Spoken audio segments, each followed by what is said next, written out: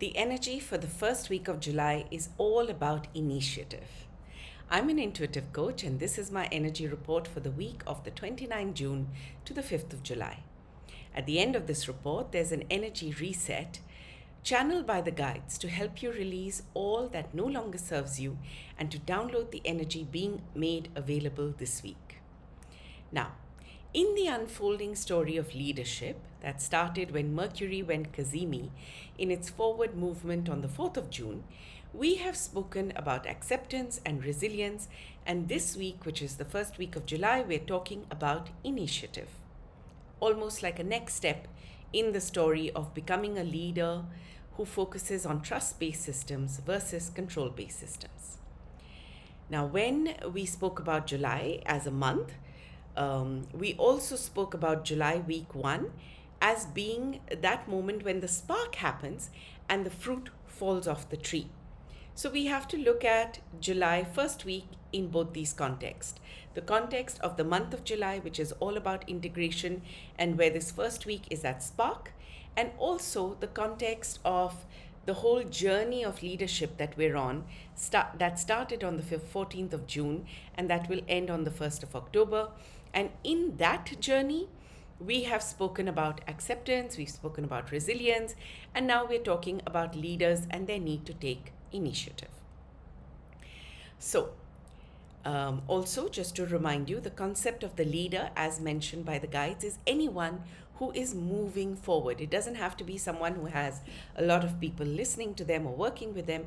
You could be leading yourself, but you're someone in forward movement, and the energy is going to help you in that forward movement to reach a point around the 1st of October when you feel very confident that you're in the right place, doing the right things, saying the right things at the right time to the right people. So quite a superpower. So we need to look at, I may be repeating myself, but we need to look at the overall picture of what started on 14 June that is still in the process of unfolding, and we need to look at July specifically as a month of integration. Okay, where this first week of July is that moment of the spark where the fruit falls off the tree, and it's just that moment. So if you look at initiative, it is very much like that moment, right? And in order to explain this, let's talk about how the brain works, because initiative, the guides are correlating with that moment of insight that if you read Dr. David Rock's Your Brain at Work, it gives you more clarity on that moment of insight. So let me not digress. We're talking about initiative, but we're comparing it to that moment of insight, right? So let's look at how the brain works. The brain is constantly making connections. In fact, it gets a high whenever it makes a connection. So the brain is constantly scanning the environment externally and internally, looking for those connections. It's one of the reasons why we feel so good when we have a moment of synchronicity, because the brain makes that connection that, you know, what we've been thinking of, what we're working on, what we're looking for clues about, the brain has found that connection in the environment. And therefore that encourages the thought process because the brain has made that connection and it sparks off a whole lot of energy. Now, at the same time, the brain is also constantly checking the environment, whether what it is observing is familiar or not. And based on this connection, it determines whether something is safe or not. Of course, I'm not talking about physical safety, because obviously when there is a moment where you are threatened physically, the brain definitely understands that it is not safe, and I hope physical insecurity is not familiar to anyone. But we are talking about emotional and mental safety and how the brain makes the connections there. Okay, so when the brain, as it scans and has made the connection and feels that something is known, the brain says it is safe because it feels this situation is familiar. Again, we're talking about emotional situations, right? Now, the thing is that that situation may not actually feel safe. It may only feel familiar, right? And when the brain is observing something that is unfamiliar, it says unsafe, even when this familiar situation may actually be safer than the familiar situation. And we really need to look at this in the context of a lot of times we feel safe with partners, with people who repeat the patterns of trauma we have endured, with caregivers, a lot of the times as we are growing up. And they're not really safe, it's just that it's familiar. So the brain says, okay, we know how to handle this.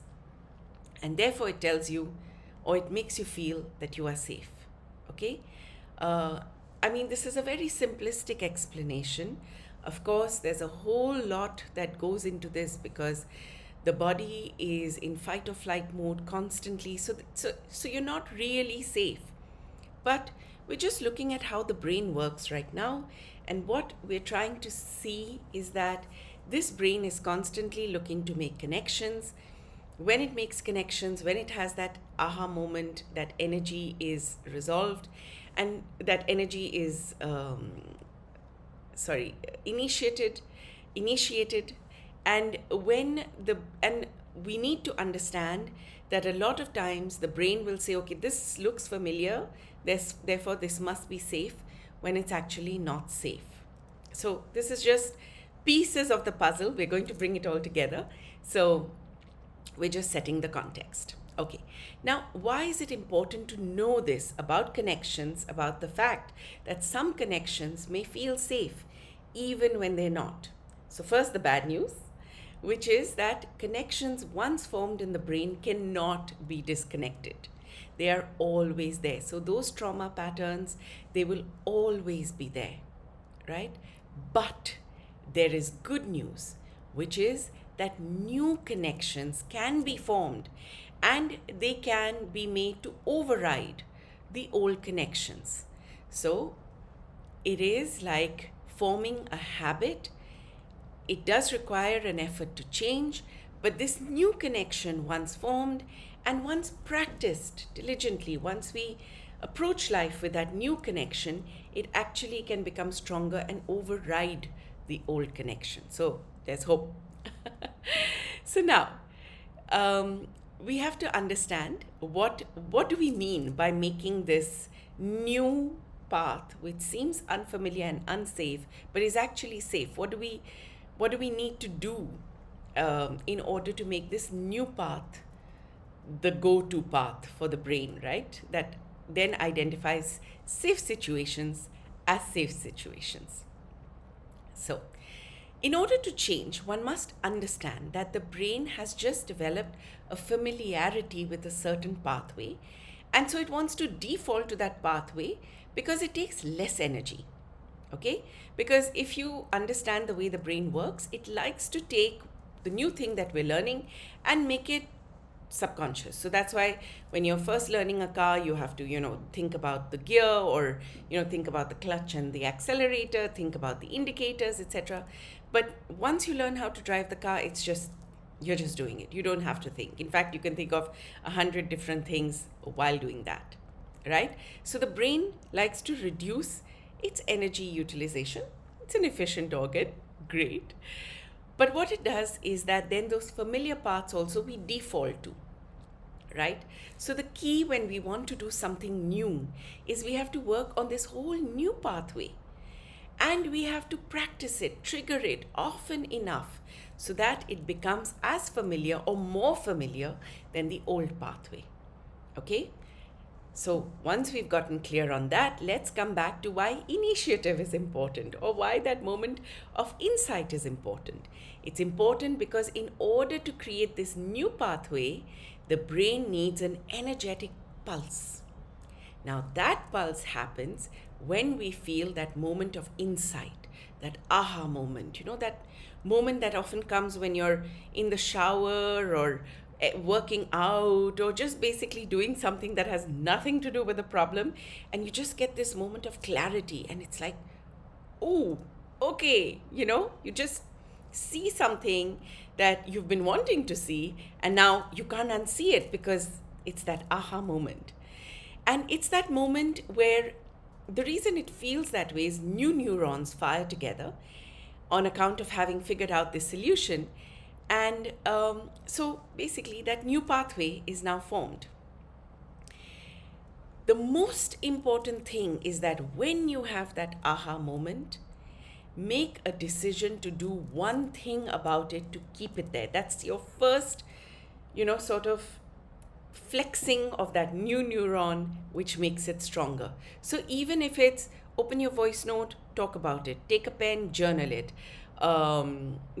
put a memo on the calendar that, okay, I've had this insight, now I must take this action. Okay, because the moment you act upon that energy of the insight, that is when you start forming this new connection. And the moment you act on it, you basically set into motion a certain flow.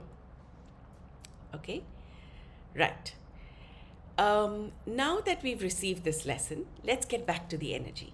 So for weeks, you've been told things are changing, you're in the process of expressing more of who you are, and that you need to find that worthiness within you that allows the true expression of the unique purpose you're here to serve. So this week, events will make that crystal clear to you. The only caveat is that these events may be sudden, shocking, perhaps explosive. So before your brain starts feeling threatened by this, let's remind you that orgasms are also explosive, but the pleasant kind of explosive, hopefully. So this week, I would urge you to be a little careful of the words you speak, who you speak with. I would be careful about getting into conflicts. Sometimes the conflicts definitely lead to a better outcome, but just be aware of that explosiveness that is in the air. Okay? So now we're going to do something that is completely different to the usual energy reports.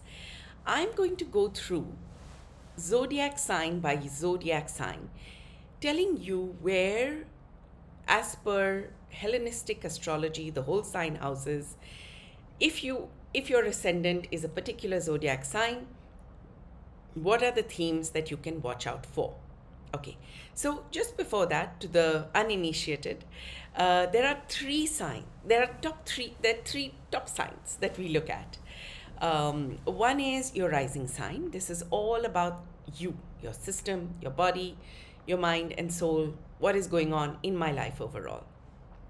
Okay, so that is the most important sign to look at. If you don't know your rising sign, generate an astrological chart using whole sign houses, and look at where your ascendant is. It's ASC is the notation for the ascendant. Just look at that or get in touch with me and I will help you find your ascendant. The second is your sun sign. We all know our sun signs. It's dependent on when we're born. Again, look at the whole sign houses, Western astrology. And this is about sparks. So your sun sign, or the theme for your sun sign, will be about sparks in your career. It'll be something that's going on with father figures. So the question you can ask is, what is influencing my career or my significant masculine relationships? Okay. The third important sign is your moon sign. This is about your emotional space, your sense of belonging, and with your mother or mother figure. And the question to ask here is, what is influencing my emotions, my feeling safe, and or significant feminine relationships? So look at all three signs for where you see the need to take initiative. So we're going to look at 2 or 3 different things. We're going to look at where the spark is happening, where a balancing needs to be done, and where you need to release some belief systems. So we're going to go sign by sign, zodiac sign by zodiac sign, and dependent on what is showing up in all these 3 aspects, I will share that with you. So if you're looking at if you are, let's say, so for example, I'm a Libra rising, a sun, a Taurus sun, and a Pisces moon. So I will look at the Libra rising theme as the overall theme for my life. If I'm interested in looking at the theme for my career specifically, I will look at the Taurus rising right up over here.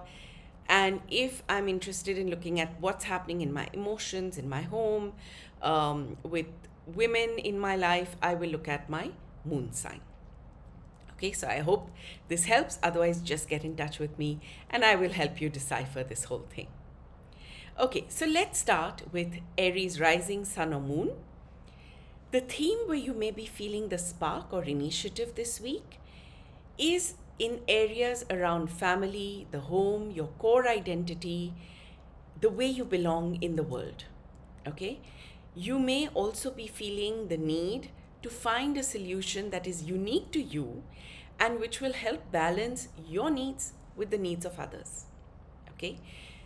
You need to look at addressing belief systems which are related to isolation, subconscious patterns, and fears, because that's what's going to help you with this whole theme and bringing balance in your life. Okay, if you are Taurus, rising, sun, or moon, the themes where there may be that initiative, that spark, are in the areas around communication, your thought process, what you're learning.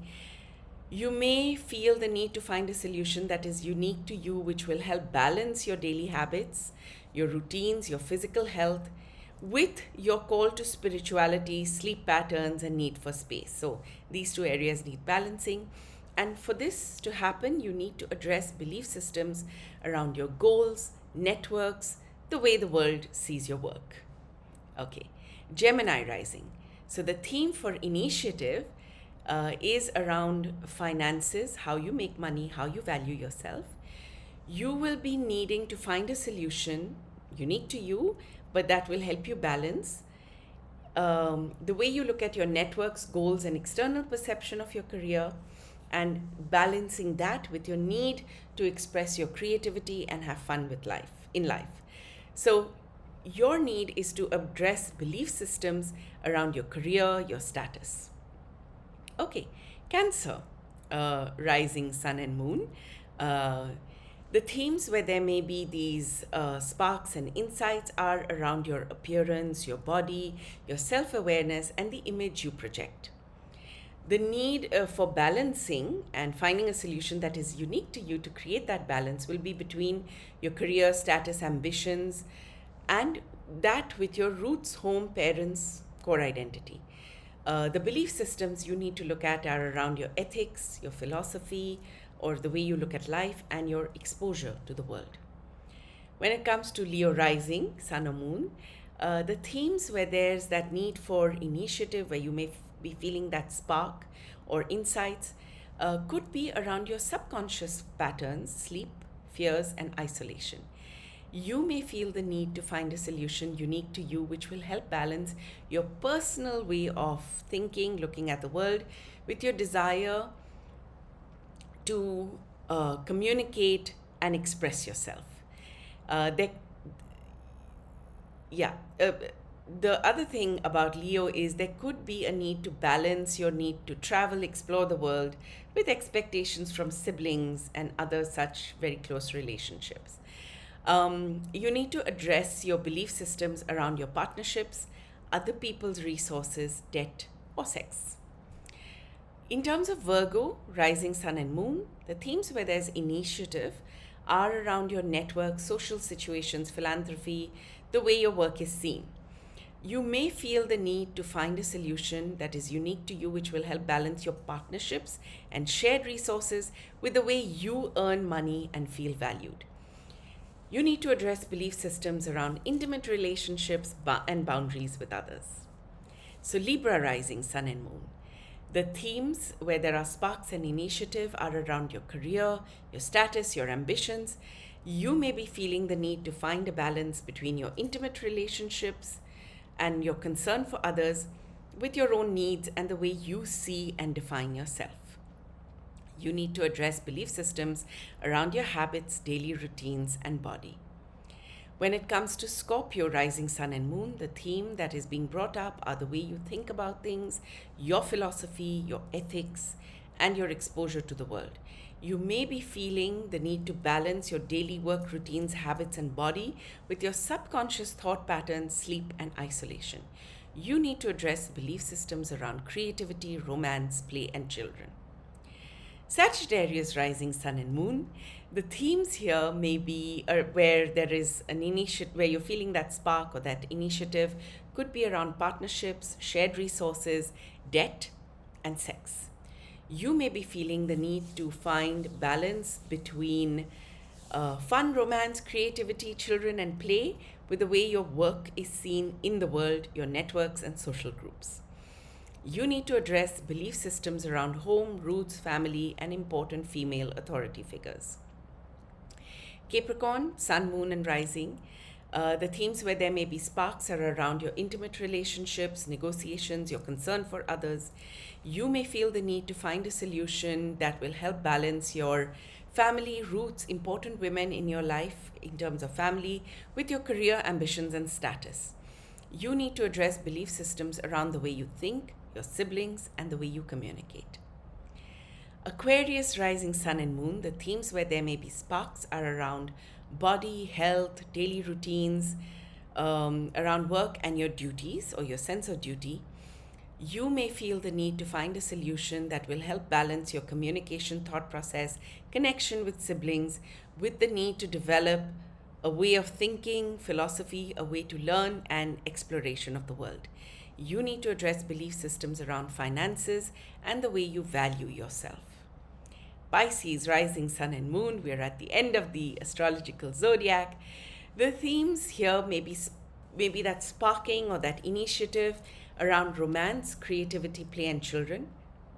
You may be feeling the need to find a solution to balance your finances, the way you value yourself, with your partnerships, shared resources, and debt. You need to address belief systems around your self-awareness, personality, and how you interact with the world. Woo! We've gone through the zodiac. I hope this makes sense. I hope this resonates. In fact, I hope this makes more sense than the usual transits energy reports. So please, please, please let me know if that is the case. Let's summarize. This week is where you set off to fulfill your purpose by separating yourself from your comfort zones. The fruit falls off the tree. You're separating yourselves also from the established environment. Through all of this happens through the spark of insight that gives you the energy to take initiative, to individuate. So enjoy this week. Be careful who you get into conflict with or what the conflict is about. And that is the end of the energy report part of this section, of this episode. For the energy reset, so let me connect to the energy and you connect in by looking into my eyes.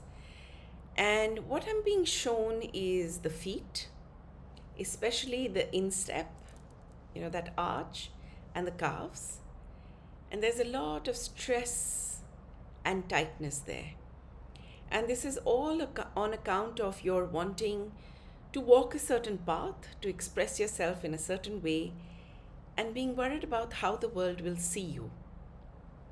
And being held back because you're worried about that, or people have told you that, what will people say, etc., etc. So, and I'm seeing that even those who have walked their own path, who are on their way, you're still in some way seeking approval, maybe from a subsection of society, maybe from your target audience, because somewhere, this stepping onto this path, getting approval is also tied into survival, is also tied into, the money that comes in, or compensation, or just being accepted and therefore continue to be part of the tribe. So just allow the energy of your feet, your soles, the instep, your calves, just feel it. Feel it as we're working on it. And what I'm being shown is that as this clearing happens, the energy that needs to be downloaded is the ability to express oneself just for the sake of expressing oneself, right? So this isn't easy.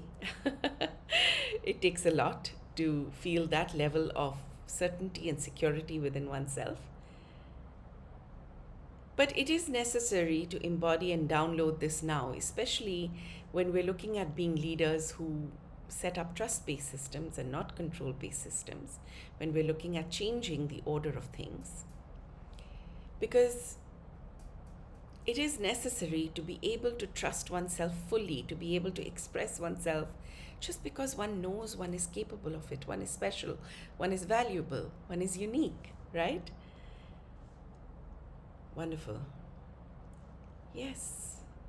So let go of that need for approval through the calves, ankles, soles of your feet, the arch, out of your toes, and download enjoying the work you do just for the sake of it. Well done. Do subscribe to this channel for regular updates. I drop a new episode every Friday for the week, and once a month there's a bonus episode for the whole month. I would love to hear from you. The next part of this report is about my process, so if you would like to hear it, but if you've heard it in previous videos, then this is just a repetition. So prior to being able to receive the downloads, my guides expect me to study the astrological and human design transits that are impacting the period of time the report is meant for. I usually study it for the whole month and then week on week. I call it the soap opera of the stars because when I started looking at the information and hearing the stories, it really feels like the planets and luminaries have their own little dramas with their plots and subplots. And we here on Earth are impacted because, all this energy in the universe, this force in the universe, impacts us. So we need to work with that energy to ensure we are able to navigate life in the best manner possible. So to me, these are our, warning signals, or the lighthouse that helps us navigate safely to the shore we want to be on, which is hopefully freedom and liberation. So to know more about what I do, you can find me on Instagram as @Pallavi108, which is PALLAVI 108. I'm also on LinkedIn as Pallavi Nath. I have a Spotify channel. It's the same content but in podcast form. And it's called the Soap Opera of the Stars. I have a Medium publication, so same content but in written format. It's also called the Soap Opera of the Stars. You can also stay updated on all the new episodes by following my WhatsApp channel. This is also called the Soap Opera of the Stars. I'm also planning to start posting on X and Twitter, X and Threads. So if that's something you're interested in, then watch this space for more. So just to let you know what I do, as an intuitive coach, I work with clients one-to-one to reset their energetic blueprints for maximum impact. So what this means is it could be an energetic reset to their timelines that includes events right from conception to now. It could be energy from past lifetimes. It could be also ancestral lineages. Now, why it is important to do this is because there are lots of these hidden little things, just like I see this fractured solar plexus that is hidden in our energy that we're not aware of, that we're not conscious of. But as an energy coach, as an intuitive coach, I can see it in the system and I can work with the client to help release it, because after all, aren't we all looking for relief and ease? I certainly am. This can happen for a client for themselves, an individual reset. It can happen for a relationship they're in, so that's a relationship reset. It can happen for the business they're running, and it can also happen in the space that they live or work in. So anywhere that you feel you need a little bit of an energy shift, like a facial for the energy, a deep tissue massage, connect with me. So apart from this, if you want non-face interaction, then I offer intuitive energy blueprint reports. These cover various aspects of your lived experience. They can be generated for you. They can be generated for loved ones. They're similar to the Soap Opera of the Stars, but this is your natal chart. This is your human design setup. So it's very individual and unique to you. The report that I'm currently working on providing is one around purpose. I will provide reports on love and finance and career and so on and so forth. Right now I'm focusing on the first level, which is Why are you here? Who are you on this planet? What is your quest? How does that combine to form your purpose? Um, how do you then understand how this purpose in this current lifetime fits in with past and future lifetimes? And what are the important years so far in your life? What do you learn from them? What do you heal in them? And then what are the important markers over the next 10 years that you could prepare for and therefore navigate your life from that perspective? So this is something that I provide. You can check my link www.bit.ly/PN underscore reports. And I'm going to put that in the link in the description below. Another service that I provide is answers channeled from the guides. Now, you can send this question to me on a form, and within 24 hours, I will respond to you with a voice note. So these are specific to a situation, a decision, or a person where they need extra guidance, they need an input, they want to make a decision, or they just need to release anxiety. And this is important for them. So thank you for spending this time with me and my guides, and see you soon. Next Friday, next episode.